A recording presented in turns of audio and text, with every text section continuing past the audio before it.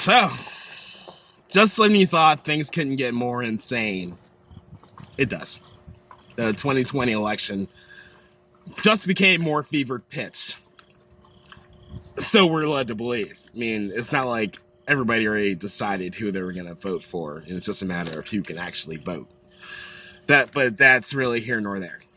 Supreme Court Justice died, which leaves a spot open on the court. Our politicized court, where we can't talk about them defending the Constitution, we just talk about points.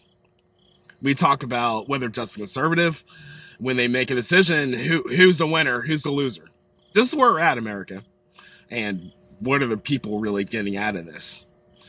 It's the people who are pro-life, celebrate the conservative justice.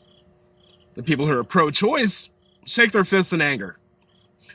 So when we get a Democratic president, it's assumed that they're only going to pick someone on this one central issue.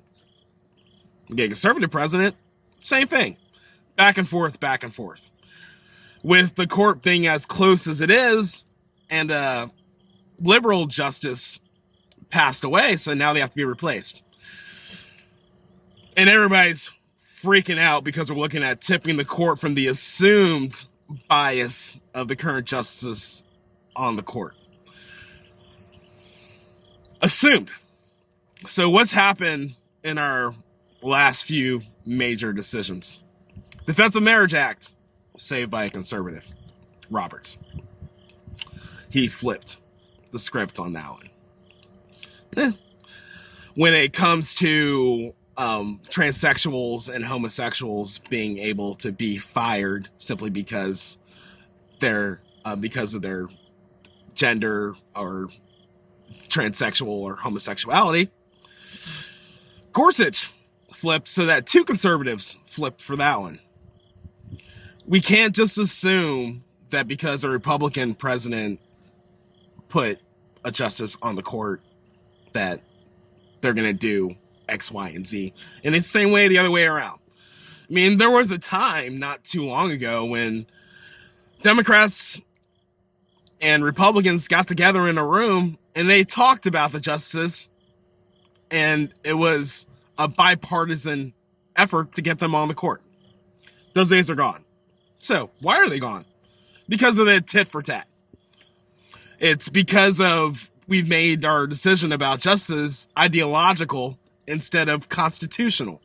So, when you look at Gorsuch and Roberts, why did they flip with decisions they were supposed to make?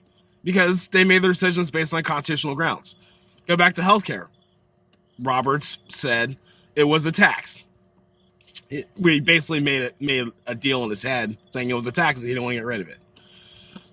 So now, with the new nominations that are coming up, we have senators that are sitting there saying, I'm going to go ahead and put my rubber stamp on this without even knowing who it is.